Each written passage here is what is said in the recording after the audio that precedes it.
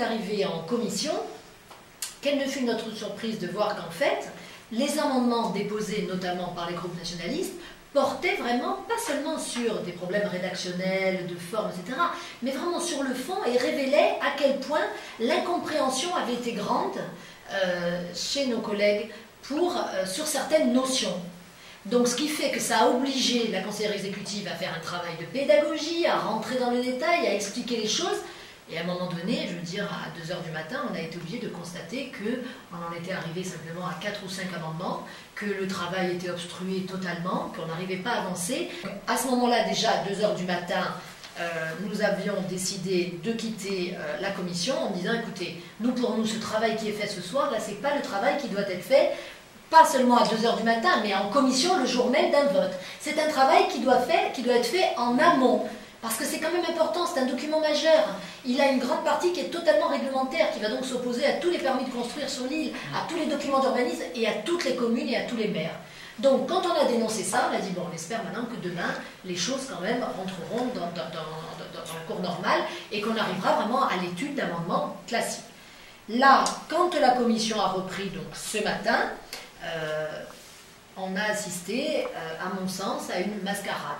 À une mascarade en ce sens que, écoutez, il y a l'air d'avoir collusion totale entre l'exécutif et les groupes nationalistes. L'exécutif essayant par tous les moyens de vouloir donner des gages aux groupes nationalistes. Nous, par contre, à chaque fois que j'ai eu hier, c'était un seul amendement, mais ce matin, une quinzaine d'amendements à les présenter, il y a eu immédiatement blocage, refus de discussion sur nos amendements de la part de l'exécutif, ni pour les sous-amender, ni pour essayer de comprendre quelle était notre vision des choses et dans quelle optique nous les avions déposés, et ça nous a été opposé à un refus systématique avec des votes défavorables. À partir du moment où on est bien d'accord, on n'est pas sur la même ligne politique qu'eux. Et ça, on le sait, on le savait avant. Mais au moins que les amendements qu'on dépose, que les amendements qu'a défendu Stéphanie, que celui que je n'ai pas eu le temps de défendre, au moins qu'on nous entende. On ne nous entend pas, on s'en va. On n'est pas, comme le disait Camille, des Don Quichotte, on n'est pas des potiches, on n'est pas là pour compter les points. Nous allons avoir un document qui sera peut-être voté, je ne l'espère pas, mais il sera peut-être voté, il y aura peut-être une majorité, peut-être courte, peut-être plus large, je ne sais pas. Mais qui n'aura aucune sécurité juridique. Simplement, c'est un coup politique pour dire j'aurais fait passer peut-être un document, et le temps que le Conseil d'État puisse valider, il y aura eu un vote. Nous n'allons pas rentrer dans cette mascarade de faire croire qu'on a voté un document au service de la Corse. Ce document ne peut pas être au service de la Corse tel qu'il est aujourd'hui. Et dans les 3000 pages, il y a 3000 pages pour se noyer.